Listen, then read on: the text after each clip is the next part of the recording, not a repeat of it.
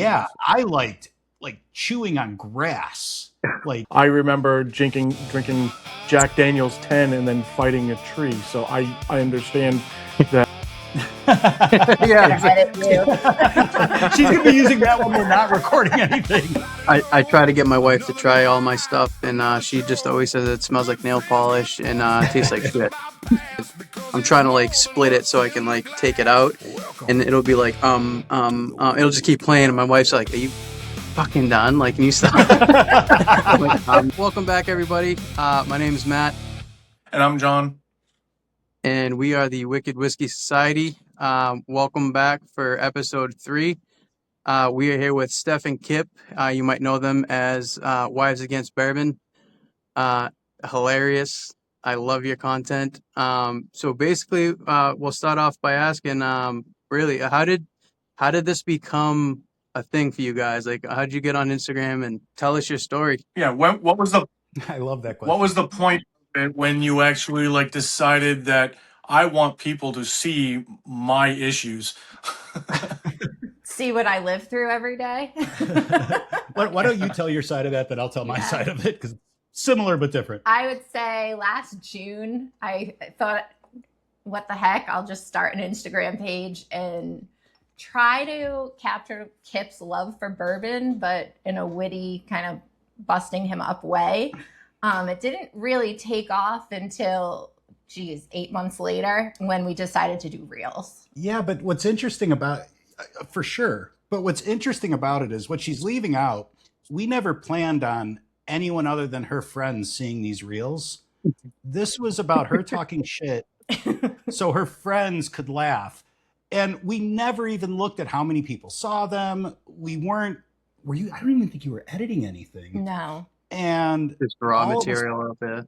And it was literally just like me and an idiot friend of mine sitting there talking about a bourbon or whatever it was, or me getting all excited. And of course, no wife really gives a crap about our bottles, No. right?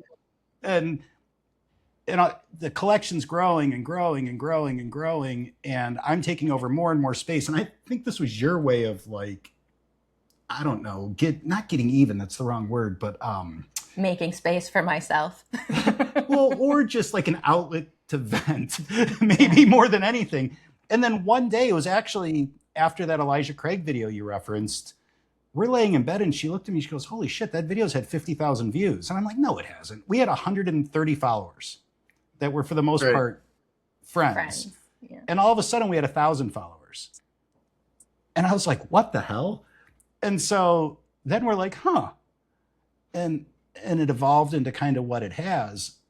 The funniest part about this is I wanted to be, Kevin C on Bourbon Notes or Shane on Rocks Bourbon or, Whiskey Weather. Pick one of these guys. I wanted to do bourbon reviews. And it is so boring listening to me do a bourbon review. We would have 3 followers. Yeah. And anytime I start talking bourbon, that ends up cut. If you'll notice, very rarely, because it's just not interesting. I suck at that. I'm just not compelling talking about whiskey. And what it has evolved into, we joke, it's kind of like a bourbon sitcom in our house. Yeah.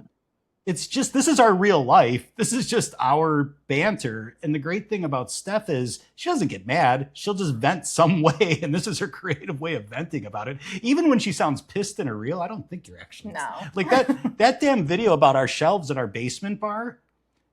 People are telling me I should take her to Mexico fishing and throw her off the boat and like death threats and get rid of her and divorce her. And it's like, dude, she's holding the fucking she's holding the camera.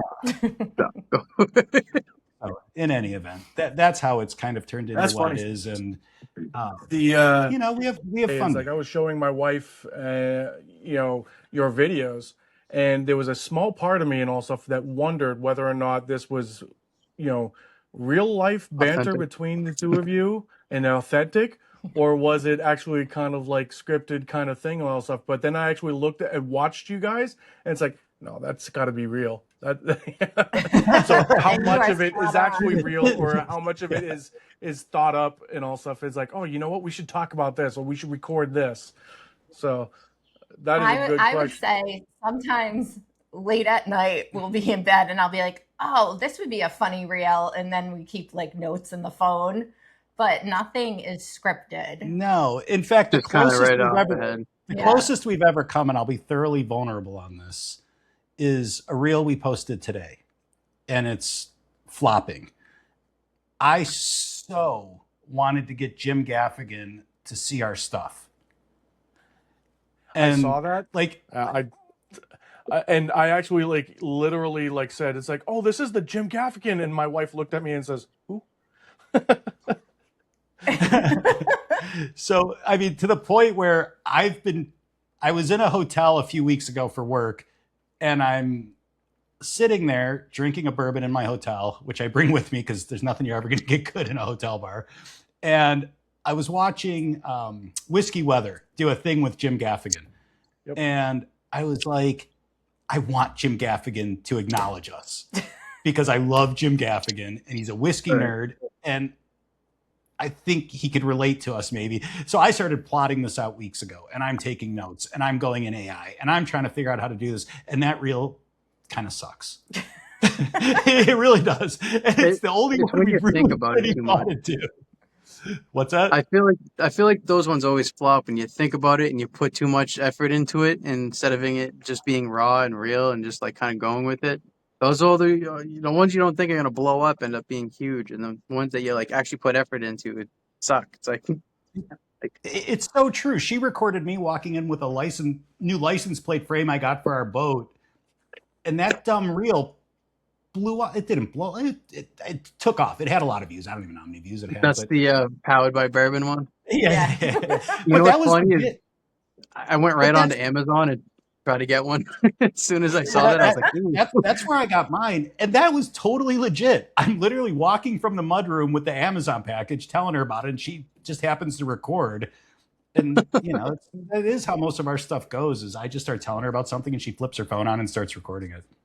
Or like That's awesome. we'll do a reel and then I'll have 8 minutes of content that I have to split down to 30, 45 seconds. And the cork pop one that I posted Thursday night was just a snip of a 7-minute, Kipp going on and on about bourbon. And I was like, oh, this is actually funny, this part. Like I said, she has to cut out all the stuff I would want people to want to listen to because nobody would want to listen to it. So I'm telling her the notes I'm getting off the bottle or whatever it is. Do you actually, Steph, drink bourbon? Are you into bourbon and stuff, or is this kind of just? I am. Or I those waver back and reels. forth, but I'll drink bourbon. Have bourbon with Kipp. This is public note. Here's my glass. You're only so Because I against did bourbon see a life. couple of actually streams, a couple of ones that you did that actually were of her actually going and picking bottles and all stuff. The old Saint Nick, bottle that came out of the little cabinet there. I saw that.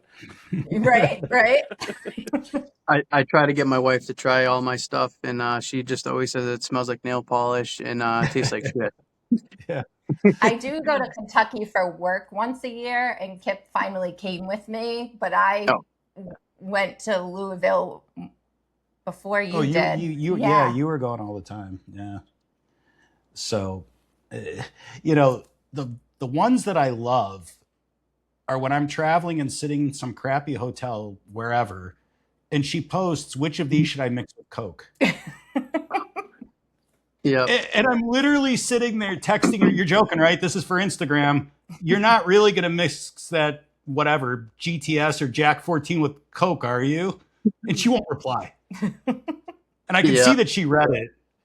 And it's like, all right, asshole, you left me home with the kids. You're out in a hotel. We had a joke with a couple of our members. My buddy Steve, he's been getting some crazy bottles, and his wife always mix drinks, and they're always like, which bottle should I mix with the Diet Coke? And he just had like a Peerless pen, and he's like, I should make a video of her making a Diet Coke and just watch people have a stroke over it. Mm-hmm. Oh my God, that's a bottle that I wanted so bad, to the point where we reached out to Peerless and made a joke out of it. We're like, we know we're not big enough for you to care, but will you please send us a bottle of Peerless 10? We'll pay double for it. I don't care. I just want the bottle. And they replied back, thanks for your interest. Appreciate your support. Yeah. Like, nice try, guys. No chance. A buddy of ours got a bottle, and we ended up like basically killing it in one night. And we were like, shit, sorry. You know what? That's what it's for, right? That Like, exactly though. listen, He didn't Looks care, for. man. We had a great time. We had a little bottle share and stuff, and it was just a great time. We all were laughing and drinking, and we joke about it now. We were like, we really did murder that Peerless 10, man. Like we're sorry. I mean, John, I nowhere near your collection, but I don't know. I have, call it 200 bottles. Let's go. Right. Yeah, this John's is got more bottles than again. you put together. I think this is literally I started actually really collecting around 2015. That's kind of like where I actually really started. But I've had Oh, a wow. lot of liquor bottles and rums and tequilas and all that stuff even before that. So I'm old. I'm 50 years old. So it's like I remember drinking Jack Daniel's 10 and then fighting a tree. So I understand that whiskey's been a part of my life for most of my life. I know the bottle that you said you started with was Elijah Craig 15 that you started this with. What was the actual bottle that actually got you really into bourbon, your bourbon journey, before you actually You disappear even again. started That's collecting? a great What was question. cutting out? It's interesting because I was a Sorry. Scotch drinker. And Mm. to answer your question directly, it was E.H. Taylor small batch. Ugh. The first time I tried E.H. Taylor small batch, I was like, holy shit, this is unreal. And I literally couldn't drink Scotch after that. Funniest thing is, I can't drink E.H. Taylor small batch anymore. It tastes like water to me when I drink it now. Yeah. But that's the bottle that when I first tried, I was like, my God, why have I been drinking Scotch all this time?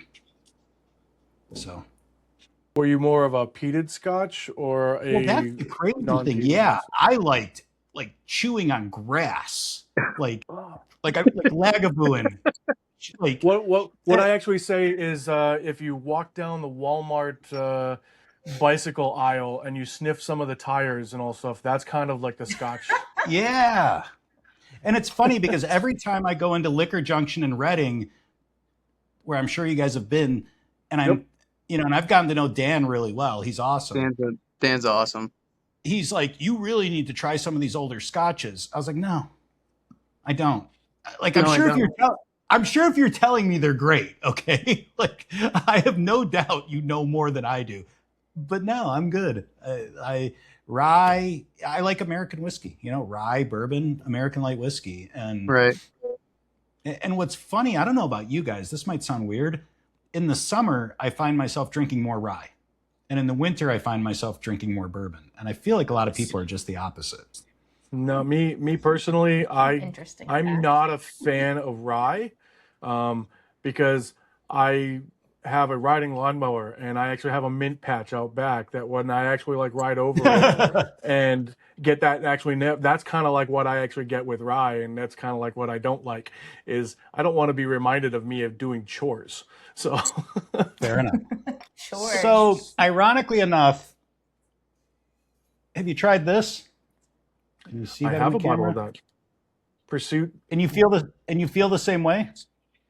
I do. Is it minty? See, the thing with ryes is there are actually some ryes that I do like, and I'm not going to say just like there's a lot of scotches I like, there's a lot of tequilas I like, but there's also a lot that I don't like. And so with ryes, those really straight ryes, the 95.5s ryes and all stuff that actually have that mint or the dill or something like that, those are the ones that I don't like. The ones that actually turn and you don't have that, but they actually you get a little bit more of the rye spice, you get a little bit, it gets covered up either by being a double oaked or they're finished or something like that, or some really good Kentucky ryes, which are barely legal ryes. Those are the ones that That's I my actually kind of don't mind and I can actually sit there and drink. But most of the time with those, I'm making a cocktail out of them. So it's just me. I'm a big bourbon kind of guy, American light whiskey, American single malts, single malt whiskeys, scotches, Irishes. I can drink them all.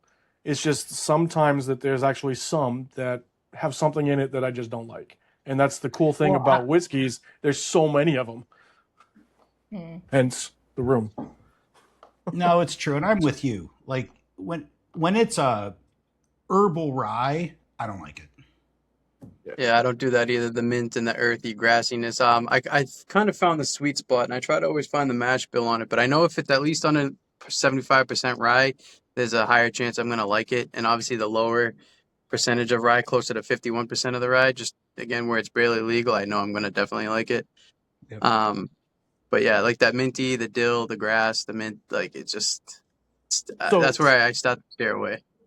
Sticking with the rye theme and all that stuff, Stephanie, I actually find that my wife, when she does sample whiskeys with me and all stuff, she tends to like ryes a lot more than I do. And I've actually known a lot of women seem to like ryes a little bit more. What is your take on those? Well, let me ask Kip because I tell him to pour me something. I can tell you my first bottle was Rabbit Hole Derringer. I brought it back from Kentucky for Kip, and then I cracked it open and drank the whole thing on him. So that was my favorite. But now what do I stay away from? You prefer bourbons. And this is one place you and I kind of differ. I'm yet to have a finished bourbon that I like. That Rabbit Hole is finished in a PX sherry cask, and which makes sense because you like red wines or things in that kind of area. But I have a funny Steph story. Remember when, I don't know, call it a year and a half ago, whatever it was, when Jack Daniels released that Blue Label Heritage 100 proof toasted and you couldn't find it? I found a bottle, okay? And I know you can get it anywhere now. Still one of my favorite pours. Like I love it. There's nothing Jack Daniels does that isn't fantastic. Rye, bourbon, call it whatever the hell you want. Tennessee whiskey, who gives a shit? Everything they do is magic. Anyways, I get this bottle, right? And I'm so excited. And I have a pour, all right? I went away, I think, to my national sales meeting. I was gone for a week. In Miami. And it was winter. I come home. Oh, so and you left her home. I see how it is. Yeah. So I come home and I had one pour out of that bottle and it's gone. And there's no way I would say anything to her about it. I coped with 2 teenagers that week. Right. And I was just like, we have at least another 150 bottles in the house she could have drank. Like, She drank that one. she did one better though. You'll appreciate this. And this is years ago at this point, and I was in Cancun for this one, for another sales meeting. I come home and she looks at me and she's like, I like scotch. I was like, oh, wow. Right? Yeah. She found the bottle of Glenlivet 21 that I had. It was delicious. And she put that down while I was gone. Now, granted, I was gone for a week. And I was Do you like, see a theme? Do you see a theme of when you go to nice weather, traveling, that you are going to lose something? yes. You need to lock. And I had that bottle for probably 10 years and had like 2 pours out of it. I bought it at a charity auction and spent way too much money on it. And I was out of tequila. It was the next best thing. And all I did was I looked at her, and I don't think I ever said anything to you until years later. But when you told me that, I said, babe, you can't say you like scotch, okay? That's not a fair blanket statement to make. I like expensive scotch. That's amazing. All right, you said, Stephanie, that you like tequila. Is that your go-to drink, or it used to be? I stopped drinking in January just to do like a quasi experiment, and tequila was my go-to. We started making old fashions with añejo, and we got a chocolate spiced bitters from New Orleans that was really good. So that would be my go-to drink. Nice. And Now I I have actually bourbon love. here and there. I'm a big tequila kind of guy and all stuff. I actually like went down that whole rabbit hole. There's about like 60 or so bottles on that wall right there, of tequilas. So I went down that rabbit hole. So I was just kind of curious as like what was your kind of like drink before all the bourbon kind of kicked off or whatever, and it was, you said tequila, which kind Yep. of piqued my interest, since because again, I love all spirits. I know, Matt actually, his wife actually likes tequila a little bit more than, you Yeah, know, she's a tequila girl, but so, she don't drink and as my much. wife was actually a tequila kind of girl and all stuff, and then she went to gin. Now she's kind of like playing with brandies, and now it's just whatever mixed drink I make her, she kind of drinks and enjoys. So it's all over the place. We used to have Well, we used to go out to Mexican and all, you know, get margaritas all the time, and that's when I really found out like my wife loves tequila, and she's never really been much of a drinker or anything like that. Not to say she's against it, or like alcohol, but she just doesn't care for it. So after we had kids, noticed like she's drinking less tequila, even less. We're not going out to eat as much because we're too busy with the kids and stuff. Hmm. And then now she just doesn't even care for it. Like I'll make her a margarita and she drinks like half of it. I'm like, hey, it's more for me. She's not drinking my bourbon, and I got all sorts of bottles in there. I don't have to worry about her like downing and stuff. But Yeah, I'm saving the family a lot of money right now. that's Yeah. that's true because I'm I'm gonna not. say, yeah, she's like saving us in a way, but then I'm making up for it by spending all this money. I think I got about 200 bottles in the last year and a half. And I that's went that's 0 to 100. I kind of feel It, guilty for that, but not really, because I'm Yeah, proud of it's him. John's fault. So John, it is. I got him into that.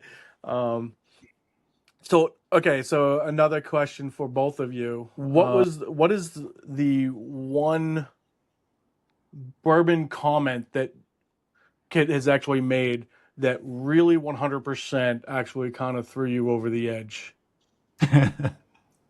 that's a great question.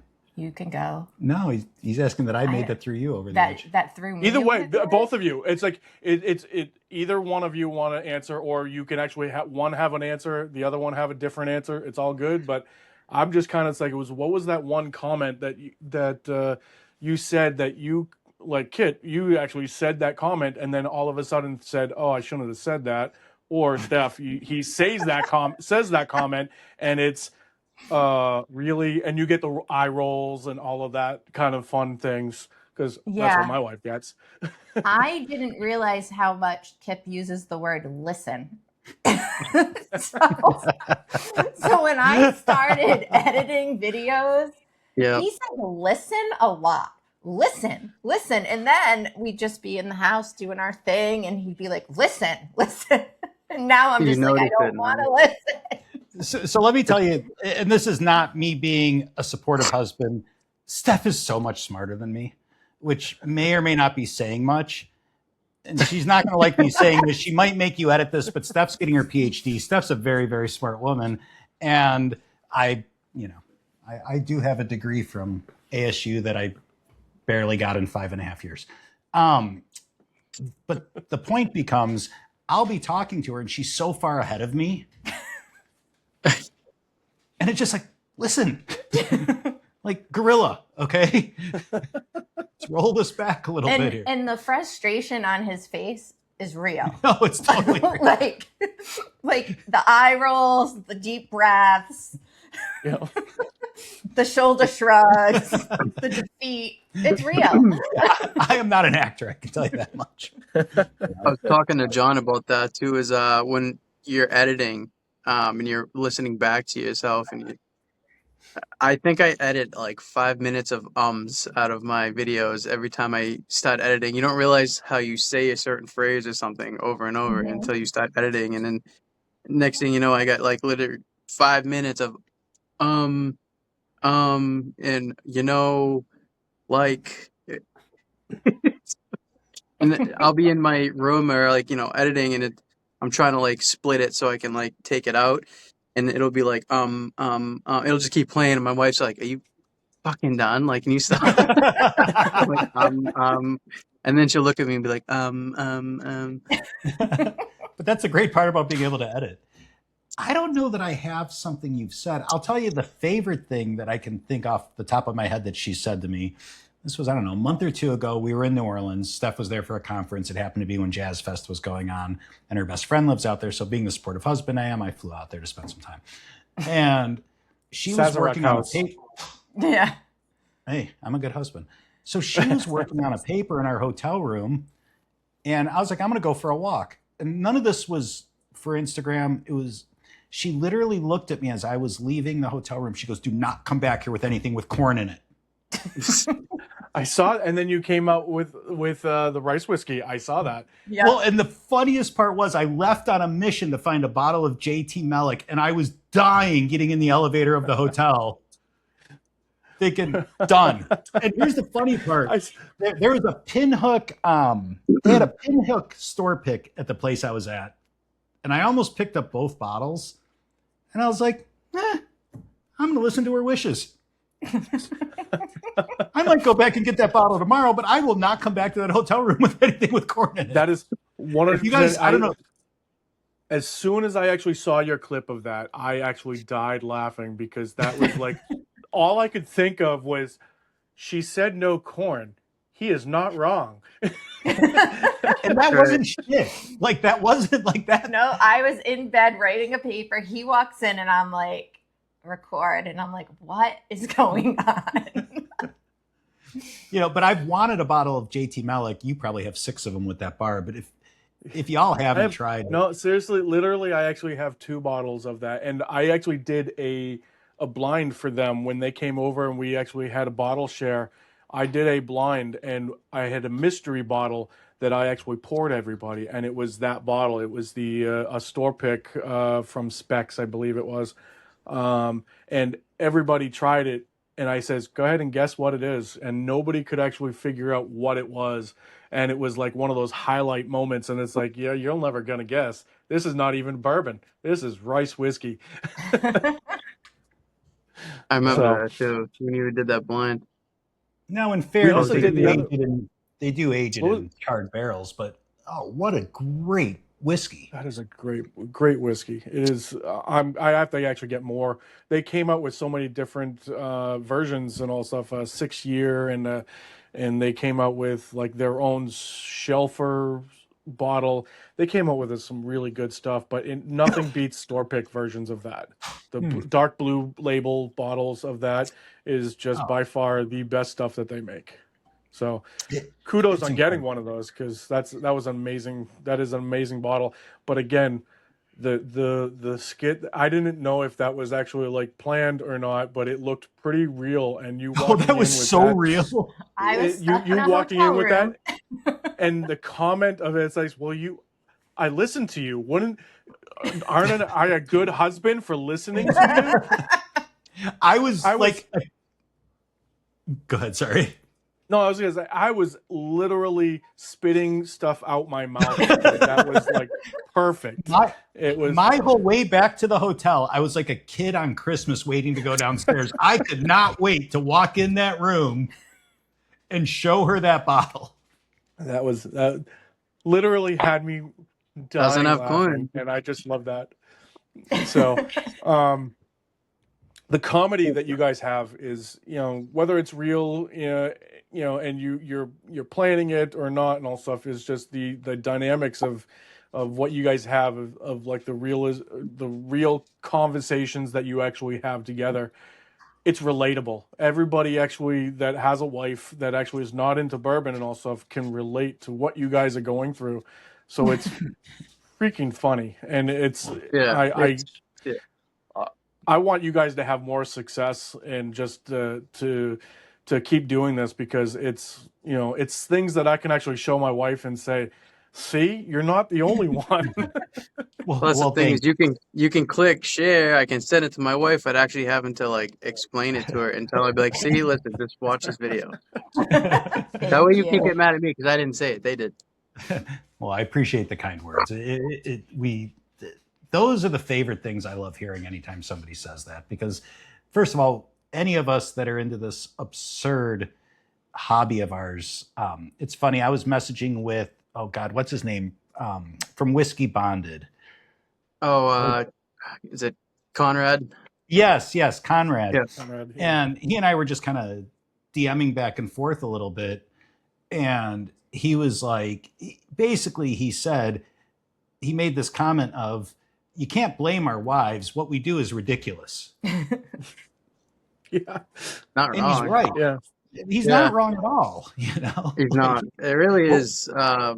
It's hard to explain. Like our motto, like our slogan is, "It's more than what's in the glass."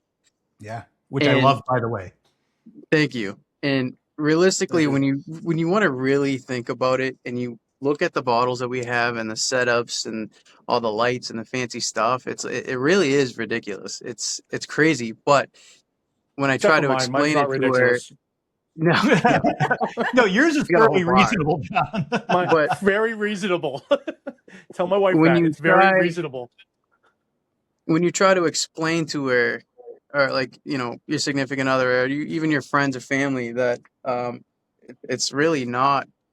This is awesome. This is great. I love my bottles. I love the bourbon. But what they don't realize is what brings what's more than what's in the glass. Like the people around the bottles. Like we bring bottles to shares, and we all get to taste something great. That's awesome. But what realistically is, we're all there talking with each other and having a good time and venting, and it's not even about the bottle. It's not even about the bourbon at that point. You know what I mean? It's just us coming together and having a good time as friends, and that's just mentally, that's a really healthy thing to do. Like, things off your chest and stuff you don't want to Healthy. tell your Yeah. Say you drink But too it much, is, but it really is, which I think. Yeah. Sorry, I don't mean to hijack your podcast, but what a No. great segue into where we are right now and what this month is about, right? right, Right. exactly. And I was actually going to get into that. I was just going to actually say this is actually a perfect segue into, mental health, not just, men's mental health, because this is June and this is actually something that means a lot to me, Matt, and a lot of people around, and all is the mental health aspect of it. But it also goes further into spouses that we actually are dealing with, and all stuff, and trying to either figure out how they're dealing with our mental health issues, and how they actually are dealing with their mental health issues all together, and all stuff. It's just getting into involved in something. And for most of us that are actually into this bourbon journey, the bourbon, whiskey, tequila, whatever you're actually into, whatever spirit you're actually into, the aspect of more of the community part of it is actually way more important to all of us than just, again, like our motto, than what's in the glass. So segueing into kind of like more of a serious topic, instead of actually like laughing throughout this whole thing, is what kind of like grief or mental issues that you guys see on your side of it, and also being a couple that are actually like just enjoying this, and where are we actually going with this? Yeah. So, yeah, go ahead. No, I was going to say, I think it's something that on different levels has affected all of us, and it's such a serious topic in that as men, we're supposed to hold this in, right? And be the strong one, or be whatever it is. And who are we kidding? They're the strong one, right? Like, I don't know how else to put it. They're the stronger breed. And I'm not saying that because I'm sitting next to my wife, okay? Men are wimps. Let's just call it what it is. But we're not allowed to be wimps. And I think maybe therein lies one of the biggest challenges, is women really are the tougher breed, but we're supposed to be. And so it makes it harder to talk about things you're dealing with, be it friends, be it family, be it whatever it is. And I think things like this venue that you guys are bringing to people, the fact that there's a month dedicated to this, it's so important because it's allowing people to talk about this. If you look at, and I'm so terrible, Keenan from Shared Pour, okay? One of my favorite whiskey influencers, whatever we want to call these people. He is so genuine, and I'm assuming, I don't know if you guys saw his reel or not, but it was one of the most vulnerable things somebody could have done when he was talking about coming out of the service and missing his brothers and the things he struggled with and all these other things. And the fact that this is something you're not supposed to do, I think it takes so much more bravery and strength to be able to be open and talk about it. And hopefully people see things like your podcast and these other things going on and realize that they don't have to hold these things in, because we all struggle. Right. I don't care who you are. Yeah. We all struggle. Yeah, Right. and I've actually written. I don't expect anybody to actually like follow my Facebook page and all stuff, but I have one that's called Pop Up's Thoughts, and that's where I actually like ramble. And throughout this whole month, I've actually made a lot of comments, a lot of things, a lot of blog posts or whatever you want to call it, and that actually like 100% actually hit on exactly what you said. Is we being men and all stuff are supposed to be stronger, are supposed to be stronger. We're supposed to be there for our wives, and we're supposed to be there for our family members. And one of the things that I actually always say to my wife and also is, I'm not being quiet. I'm not actually like hiding my feelings from you. I'm keeping my feelings from you because I don't want my feelings to be your feelings. Yeah. Okay, so I don't want my demons to be your demons. So I'm going to keep them to myself. So that way you don't have to worry about it. So I'm trying to protect my wife, and I'm trying to protect the other people around me by not saying anything. And that's what a lot of us men are doing. A lot of us are actually like sitting there struggling, where we have our own emotions, we all stuff. And you said it, they're stronger than we actually give them credit for. They actually they deal with us, okay, let alone they deal with us. That's strength right there enough. But we feel that we should be the protectors. We could be going through some really tough things and all stuff. And then it's not that we want to feel that we actually don't want them to actually know how we feel. I think it's the fact that we don't want them to feel that we're weak.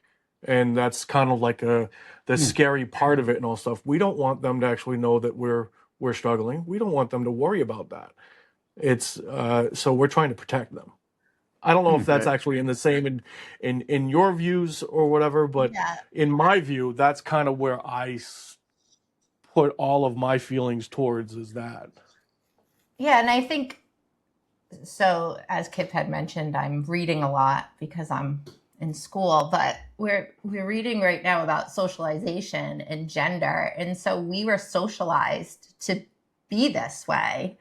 We were socialized to be like a man and hide our feelings and be the protector and take care. And then as a woman, we are socialized to, do the household things, and we've evolved over the years. But I think when I think about my own family, I follow a very traditional dynamic where my dad took out the trash and my mom made the dinner. And my dad kept his feelings to himself, and my mom was the one in the bedroom giving me hugs and telling me it's okay. So I do think there's an element there that it's just how we've been brought up. And generationally, I find that our kids are more open to it. Like the idea of, I need a mental health day. That's kind of normal now for a high school kid to ask for, which was a long time ago, but I never had that in my Your mental health day was actually get out and actually come home when the lights turn on. That's your mental health day. Right. Yeah. I couldn't even imagine saying that to my father. No, not at all. I tell my wife all the time how she's just like a warrior. Like women in general are just, again, like you were saying, how like they really are so much stronger than us. in so many different ways. I mean, I watch how she's a mother to our two boys, and I just couldn't do it the way she does it, and she just does it like she's been doing it her entire life. It's just so second nature to her. And you know, I go out to work, I provide, and I'm supposed to be the big strong dad and not be, you know, emotional.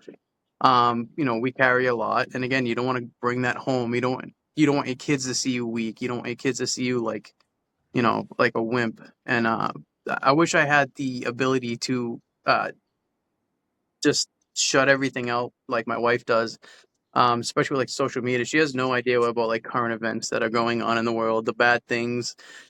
She just doesn't care. She's just worried about being mom and being a wife, and um, it's just I wish I had that ability, you know. But again, I mean, we hold it in. We don't really talk about it. You know, we're supposed to be strong, and um, oh, it's unhealthy. You gotta talk. You gotta, you know, Yeah, and it's all you've right to done be. a better job of talking. Like I'll say, okay, take a deep breath. Like, but the You thing is, know? though, is like I can't hide it with her. She immediately Mhm. knows if something's wrong because I'm not Yeah. myself, or it's the way I look or the way I don't like present myself when I walk in the house. Like I'll either just beeline it to the bathroom to get showered and cleaned up and ready for dinner, you know, instead of me like call Sherry, run up to the kids, give her a kiss, like, hey, how was your day? She knows. So sometimes it's hard to kind of keep it in, which is good and it's healthy, you know, that we, Mhm. you know, she sees it and she tells me to when I'm doing it, I'm not doing anything until you talk to me. So, Yeah, no, I think you guys hit the nail on the head. And the only thing that I can say is to anybody who happens to see and listen to this, male or female, if you're struggling, talk to somebody. right. You know, we all have people that love us. And if it's not your wife you can talk to your buddy, you know, message me on Instagram, Wives Against Bourbon, you Yeah. know. I say all the time, our Yeah. DMs are open. If anyone ever wants to talk, come on a Absolutely. podcast. It doesn't even have to be a podcast. If you want to just talk, we're always open. And Because I it's say it something. all the time, and that's one of the things that I actually like. I started this group for originally was because I needed somebody to talk to. I needed people to talk to. So I started the Wicked Whiskey Society specifically to actually like bring a group of people together just to actually like hang out and talk. That's what I created this bar for is so people can come over, we can sit down, we have a drink, but we can actually talk. Yep. There's no judgment here. It's kind of closed off. You know, you come down here, we close the door, and we can just talk. So I'm all for that. If you need, you know, anybody watching the whole four people that watch this, if you actually need somebody to talk to, there's somebody out there, Yep. whether it's not your significant other, whether it's not your a family member or something like that. There's always a buddy that you can actually go out and go fishing with, go sit in a boat with, or you know, go find a drinking, have a drink with a friend, you know, something. Get yourself out there and talk if you're struggling, because we would rather talk to you than carry you. And that's I've always said that in my lifetime is we would rather talk to you than carry you. It's Absolutely. very profound. And, you know, the only thing I guess I'll add to that is it's never as bad as it seems. Whatever it is, It could always be worse. and it's also a lot of it's situational, right?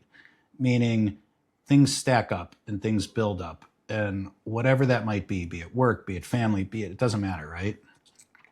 Whatever it is that seems so unbearable probably isn't as bad as it feels. But when you're there, there's no way you're going to see that on your own. I can't. You know, it takes a stronger person than me to be able to see that if you end up in that spot. And that's why I think it's so important to have somebody to go to. And I'm as guilty of that as anybody. When I'm struggling, I go out of my way not to tell Mhm. you that I'm struggling. Yeah, And absolutely. you know, and I'm fortunate enough that it's usually not something I can't compartmentalize and forget about, and it just goes away. Usually, See, again, I 100%, agree with you and all stuff. There's so many things that I could actually I go through, but most of the time I'm finding a hobby to actually go and do something with on my own, or so I got to do something to actually like get my mind away from it before I can actually get it out to somebody else to actually like talk to about it. And so, having a hobby, I just wrote something about that and all stuff about having a hobby and how much that actually could help, talking to Yep. somebody. But a lot of the times, like you said, in the moment when you're struggling with it, when it's happening and you're stressing out and you're trying to do stuff, you have, I don't, again, I'm speaking for myself, is I have so many thoughts going around in my head and all stuff, and I've told Matt about this a lot of times. It's kind of like a tornado in your head, and all of the debris that's actually flying around are different thoughts. And every now and then you get hit with a thought, and you get hit with something that actually like is knocks you down, and you need to figure how to deal with that damage that you just took, and so Yeah. in the moment of dealing with that damage, you may just need to actually get, pull yourself away and go find something to actually do. But once you actually calm down, relax, and realize that there's more to it, there's other people that you can talk to that are probably going through the same stuff that you're going through. Very well said. Again, your wife may actually not fully understand because they deal with trauma and they deal with emotions in a whole different way than us guys do. And the struggles that women go through, they're a lot more open and able to actually talk about their feelings and or deal with their feelings. They will actually sit there and cry on your shoulder and and understand that you're there to protect them and you're there for them. Us as guys feel that as actually like a weakness, so we won't do that, and so we have to figure that out on our own. So it's just an amazing way to figure out who you really are once you actually figure out that you're not struggling alone. So that's Yeah. So I'm going to lighten this up slightly, but on topic. And I'm going to be a little vulnerable with you guys because, hey, why not? Our life's on Instagram anyway. So, it's gotten much better, but I have a Sicilian mother, had a Sicilian mother, and I'll leave it at that. Okay. I cover it pretty well, but every once in a while I might have a temper, but rarely, right? Sure. Um, Very rarely. but I do hold it in very well. But ask my wife. I never have a temper. I've never had a temper. Right, honey? But have you had a temper tantrum? okay, so Yeah, when you can't get that bottle that you want. damn peerless pen. But so true story though. I'm walking downstairs, hot as hot can be, and I punch a wall. And I put my fist through the wall. Okay? Years ago at this point, but I put my fist through a wall. Now, I'm not going to tell you that I'm Tim the Tool Man, but I'm pretty handy.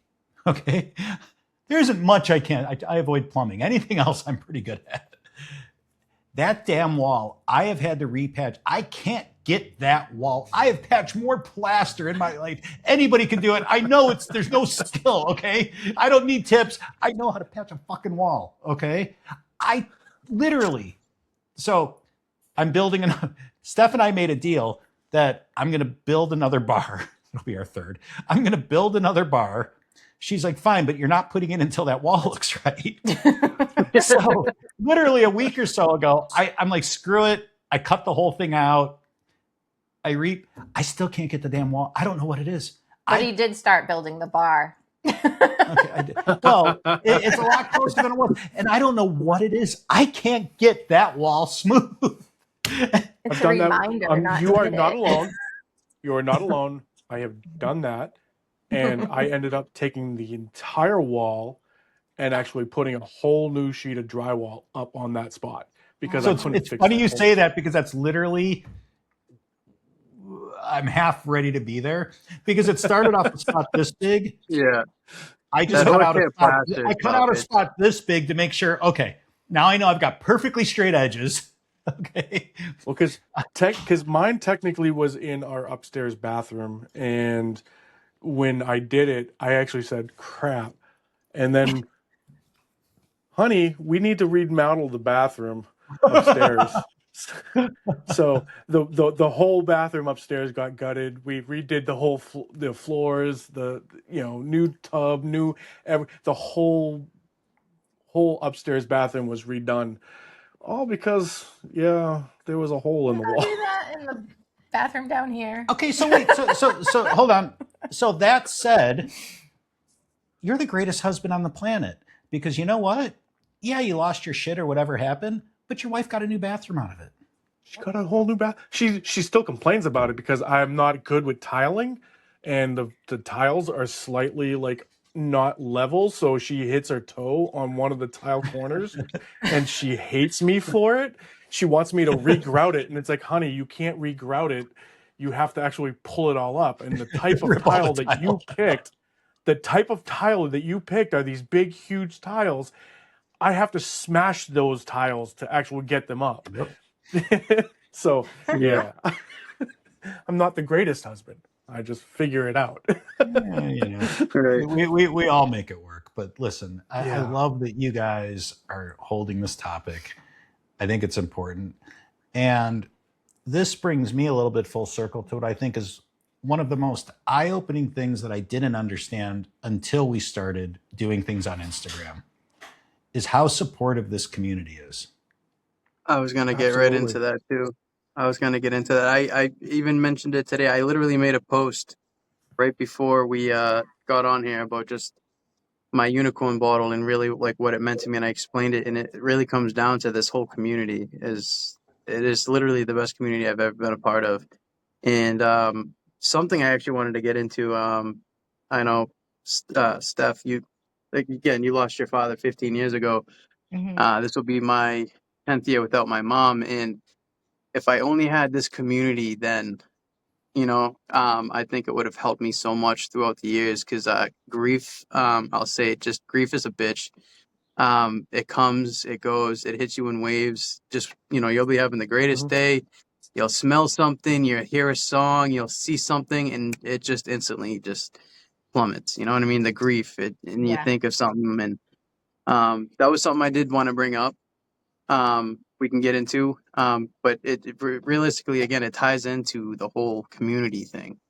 Um, Again, I wish I had this community back then, because I think it would have made my grief a little bit easier. Having a little bit, a bit more people to talk to, who can relate. I grew up. I've lost a lot of people in my life at a young age. Growing, it's sad, but I could have a Pokemon book full of obituary cards. Mm, It's sad. You know what I mean? I could fill up a yeah. whole book.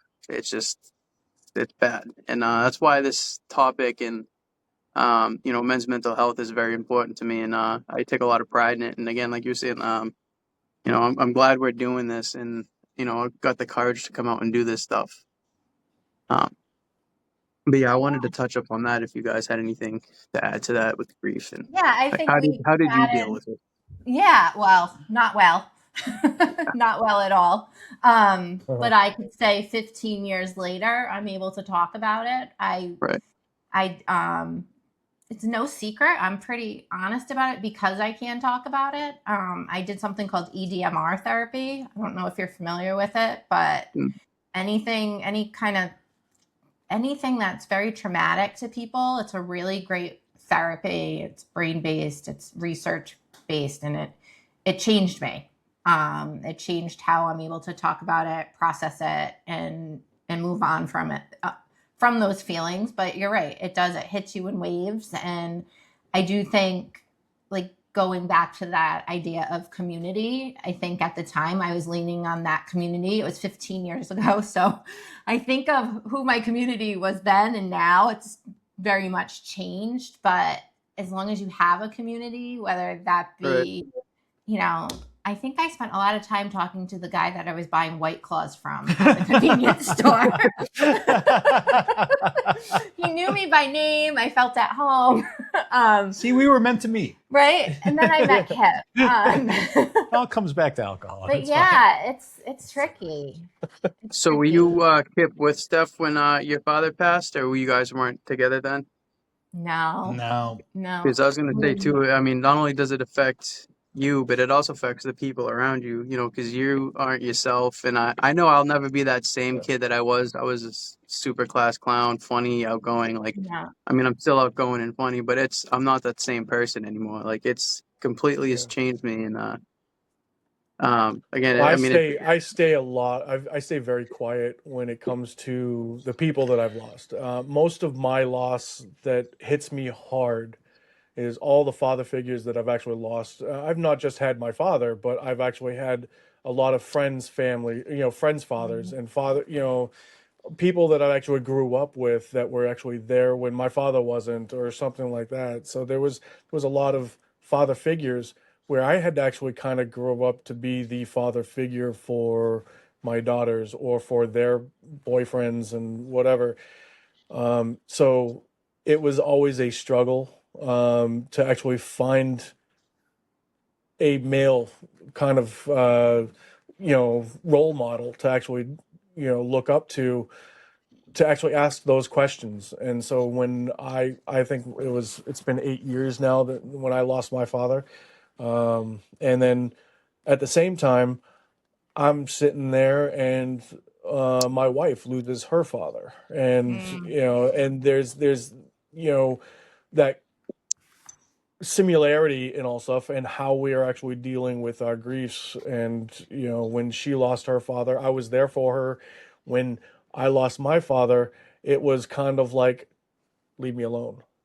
I need to be time. I need that time alone and all stuff. So I never actually got to have that same kind of community at the time until just recently, within the past year. That's when I said I needed something. And that's when I've had been part of groups of like gun groups and car groups and knife making groups and whatever. And it's like, but when it comes down to it, once you find that community that you actually really fit and click in, that's where it makes a lot more sense. And that's where it actually kind of gets a little bit more easier to talk about the things that you're going through. So community is definitely an important part of my life. And again, it's why I actually created our group, and it's why I actually wanted people to come over and just hang out and have a drink. It's why I collected a lot of this, is that, and because I'm closet alcoholic or something. That's what my wife said. No, we're gonna go with you're a good human. We're gonna stick with that, John. We'll stick with a good human. But So it's I'll community. tell you, and I really don't feel like getting into details. Probably not for the reason it's going to sound different. But I went through something very traumatic. I don't know, 15 years ago, let's call it, and wasn't losing somebody. But that said, I happened to have a friend who I didn't realize he was such a good friend, but he happened to be around when this was going on and caught wind of what it was and took me out, and we had some drinks. And I was really struggling with what had happened and couldn't wrap my brain around it. And he said the most profound thing to me that changed my life. So much so that I have it tattooed on the inside of my arm. I went and did this the next day. And what it says on the inside of my arm, I don't know if you can read that or not, but it says, "So what, now what?" And he looked at me as I was telling him. I have one that says, "It is what it is." Oh, there we go. Same thing, right? Same kind of thing. Yeah. And he literally looked at me as I was telling him this, and he goes, "So what? Now what? What are you going to do?" And I was like, but. He's like, "No. So what? Now what? You can sit here and stew in this, or you can find a way to see it for what it was and what it is, and how lucky." Because, like I said, I was very lucky that what happened to me, and I'll just leave it at that. Okay, it was a very fortunate. is probably the greatest thing that had ever happened to me, but it was hard to see that at the time. He saw it. Right. Probably everyone around me saw it. I couldn't see that at the time. And when he said those words to me, I was like, oh shit. And that's all I needed to hear. And so I literally, it's the only tattoo I have. I went out the next day and got that tattooed on my arm. And honestly, anytime shit gets gets sideways on me, all I have to do is look in the mirror at my arm, and it brings it back to me. Which brings us back to where you were. It was having that person that I haven't talked to in probably 10 years, but that I owe so much to, because he put things in perspective for me in such a great way. Right. My mother used to What always is that say one everything person? happens for a reason. And I've kind of lived by that ever since she's passed. You know, I've been wanting to actually get it tattooed on me. I just don't know if I have enough room. I got to find somewhere to put it. But she always just would say, you know, like, you know, if I was down about something or something didn't go my way, or like I wanted something to happen, but it went completely the opposite, she'd be like, well, everything happens for a reason. You know, there was a reason why you didn't do this or do that, or, I've Well, avoided see, that's accidents and stuff like that. And then, you know what I mean? It's everything happens for a one of reason. the reason why I actually got this, and actually everybody in my family actually has this tattoo on their arm, because it's a reminder that Mm. you can only control what you can control. Okay, so it is what it is. What are you going to do about it? What's next? What is your next step? One of my favorite sayings. I couldn't agree more.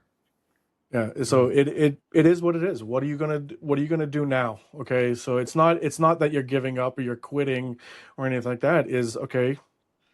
That's what's actually dealt with you. Now, what are you gonna do about it? And that's the one thing that like your tattoo is the same kind of thing, same kind of message that okay, that happened.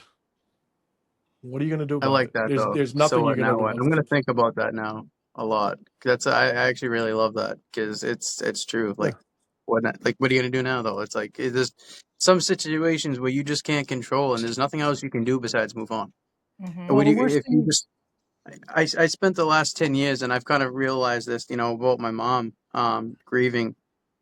Um, Nothing's gonna change. She's not gonna come back. The things I'm sad about most are the milestones of me growing up. She missed my wedding. Um, my kids. All she ever wanted to do was be a grandmother, and that's the one thing that hurts the most. Um, Mm. so when I think about that, but if I spent the rest of my life dwelling on this, I'm just gonna always be upset. So there's nothing you can do besides just try to move forward. And as fucked up as it is, my family's kind of twisted, but we use dark humor a lot to kind of deal with our grieving and stuff like that. I mean, my mom would probably laugh with us, but we make dead mom jokes all the time. Um, it's funny to us. I know it's not to other people, but there was a TikTok thing that me and her did. Um, we said that my mom always wanted to smoke on hot body growing up, and then we held up her urn. So oh, God. it's like, sorry, mom, you got your smoking hot body, but unfortunately, Oh my God, I'm going to burn in hell for laughing at that. But oh yeah, I'm already. But I'm like, awesome. my mom would laugh about that. She would. Well, That's the kind of person she was. She would have thought it was funny, and and it's good for dark you. humor and it's twisted. But sometimes you just, I don't know, you just got to laugh. Well, and Mm-hmm. that's Humor is a good way to fix, like, depression, and nothing like a good laugh. Yeah. I couldn't agree more. And I think it ties back to one other thing somebody said to me once was the worst thing you can do is sit in your own shit. No, but Yeah. hold on. No, excuse me. Sit and stew in your own shit. Pardon me, is the way they put it. When things are tough, I don't mean your literal shit. I mean, that would be know. bad I too. didn't say anything. You're explaining yourself very well. I always do that. See, it's not shtick, guys. This is what you see is what you. It's literally a window. Our Instagram is a window into our relationship. And what's funny is we lay in bed, and it doesn't have to be about bourbon. It can be about anything. This is our relationship. And all I can love tell it. you is I'm very fortunate to have a wife like Steph for so many reasons. But one of them is that we can laugh about this stuff because she is utterly frustrated at how many bottles of bourbon we have. we remodeled our house and put an addition on, and what she thought was going to be this cool bar where she could, Have pretty glasses.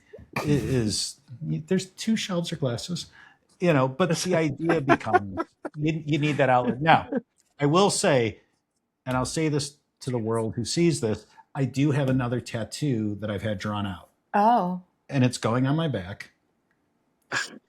I can just imagine. E.H. Taylor. Fred Minnick, a big fucking picture of Fred Fred Minnick. You know what? Do one better. Just so nobody actually thinks that you actually have like the stranger's face and all stuff. Do one of the old Crow actual chess pieces and all stuff as actually a tribute to Fred Minnick. That would make it so much more You're right. I unknowing. think it was a rook. Is that what it was? Anyways, I think it was a rook. Yes. I think you're right. So listen, guys, and we are going to have to wrap this just because, believe it or not, we both still have some work to do tonight. First and foremost, if you guys are ever in our neck of the woods, I'm going to DM you guys our phone numbers. Call. I would love to have you at our house. You guys are we not need to that find a far way to away. sit down and share a glass of whiskey one of these days. Is what we need. You are not that Absolutely. far away, and my bar is always open. I tell you that to anybody who actually I've ever became friends with. Every bottle is opened. Every bottle is actually available to drink. It's always open. So you guys, the same thing. And also, if you're ever in the neck of the woods, if you ever want to make a trip up to New Hampshire, because who actually really wants to actually visit New Hampshire, feel free. You are always welcome. Absolutely. Yeah. We'll make a day, you know what I mean? And we'll just get together. That's Yeah. I appreciate that. And truly, guys, Well, thanks for inviting us on Yes, this. thank you.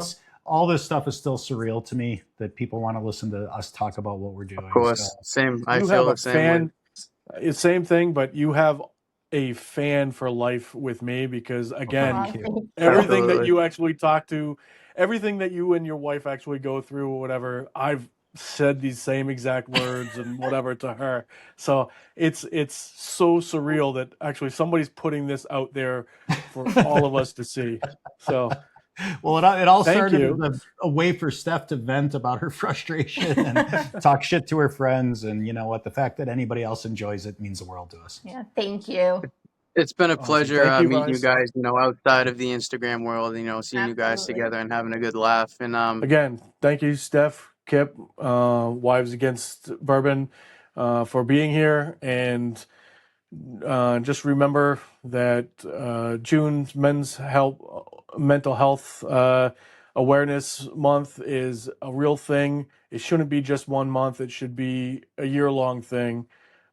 Just, remember that we're always here for you. Trying to say My it glass is together. empty. Cheers. He's been drinking mine. Thank you guys. Just Hey, hold the thanks, guys. bottle up and say it's more than what's in the glass. all right, we appreciate you both for taking the time to come out and hang out with us. Take care of yourselves. Take care of each other. And we'll see you in the next episode of the Wicked Whiskey Podcast. And remember, It's more than what's in the glass. cheers. Cheers. Pour it up, light it low. Another night, another show. Good friends, good war stories about past, because it's more than what's in the glass. Welcome to the Wicked Whiskey Podcast.